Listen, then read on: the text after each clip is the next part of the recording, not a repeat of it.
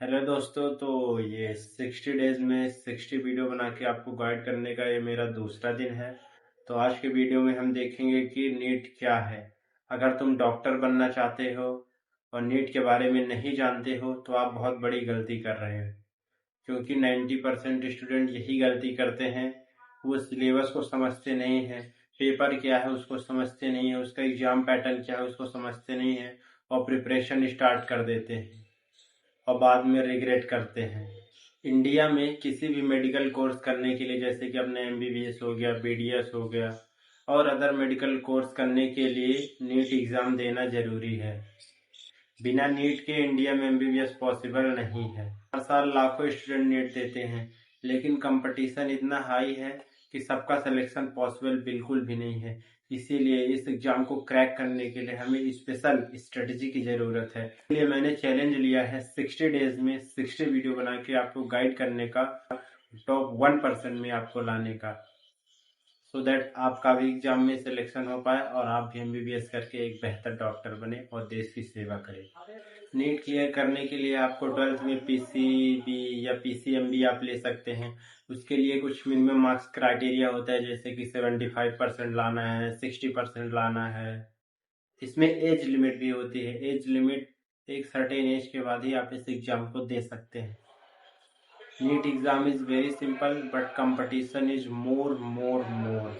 सो देखो, अगर नीट में इसका एक मिनिमम, हर एग्जाम का एक कोई मिनिमम कट ऑफ मार्क होता है। Cut off mark NEET exam इतना इरेविलेंट है कि इसके हम मार्क्स के अराउंड अपन इसका कट ऑफ मार्क्स नहीं पता लगा सकते। क्यों?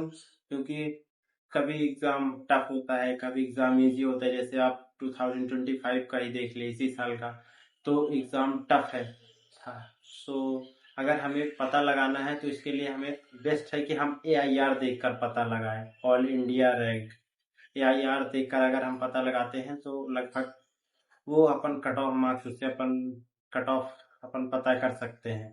लेकिन मार्क्स के बेसिस पर नहीं कर सकते, मार्क्स के बेसिस पर नहीं कर सकते, बिल्कुल भी नहीं। One of the most important thing in this exam is the negative marking.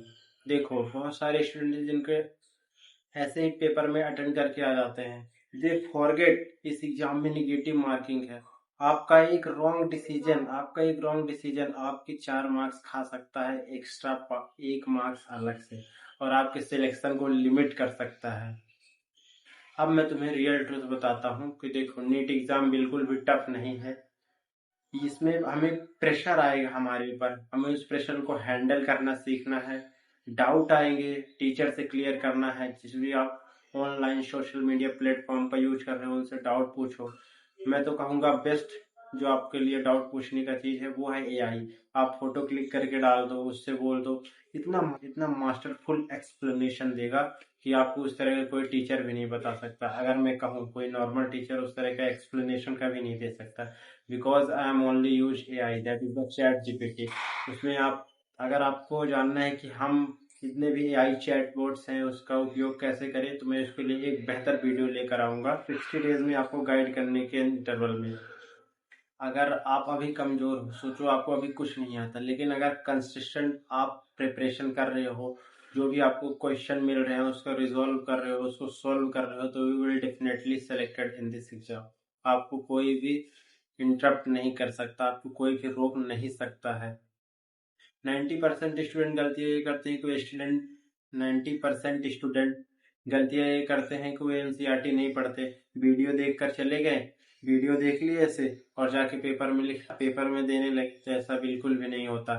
आपको प्रॉपर एक एक लाइन आनी चाहिए NCERT का, एक एक line. It is very important.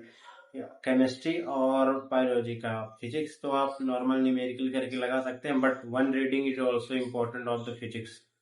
Selection knowledge के बेस पर नहीं होगा, सिलेक्शन होगा ओनली परफेक्शन के बेस पे। जो जितना ज़्यादा परफेक्ट होगा उसका सिलेक्शन उतना ही बेहतर होगा। अगर आप डॉक्टर बनना चाहते हैं तो यह केवल सपना नहीं है, ये आपकी रिस्पॉन्सिबिलिटी है। It is your responsibility. So मैं 60 डेज में 60 वीडियो बना के आपको टॉप 1% लाने में चैलेंज लिया हूँ। मैं डेली ऐसे वीडियो लाता रहूँगा। सो आप प्लीज़ सब्सक्राइब कर लो, सो दैट मिलते हैं अगली नेक्स्ट वीडियो।